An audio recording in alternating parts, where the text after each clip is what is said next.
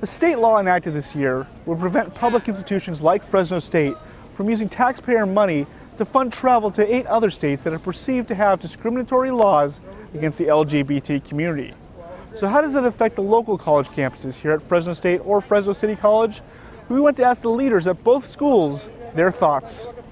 So I'm glad that the state chancellor and our legislators decided we need to ban state-sponsored travel to these states. That's Dr. Carol Goldsmith, president at Fresno City College.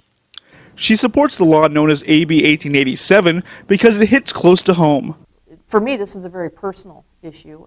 As a person who belongs to that community, I personally won't be traveling to those states. I feel supported by my state that's doing this. Fresno State President Dr. Joseph Castro has a different take.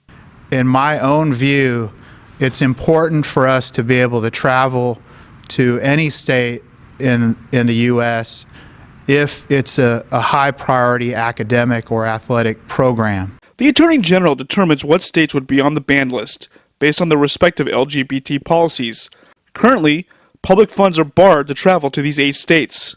There are some exceptions, such as law enforcement purposes. Travel plans made before when the law took effect are also grandfathered in. That preserves the Bulldogs' September 9th football game at Alabama. However, Goldsmith says the ban doesn't really affect Fresno City College. While it is a travel ban, it hasn't had direct impact to us. We've not limited any travel because we've not traveled to those states. That's not the case for Fresno State.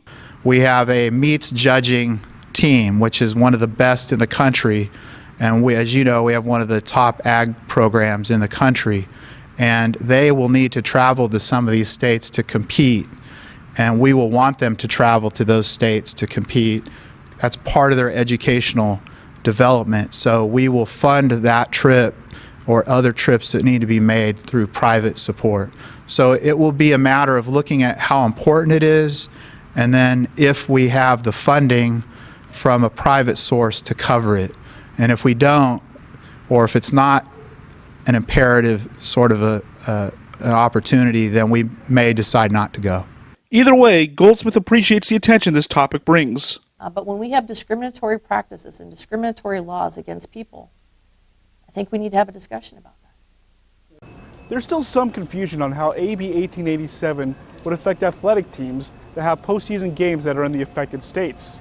It happened to UCLA last spring in the NCAA tournament, where they still play their game in Tennessee.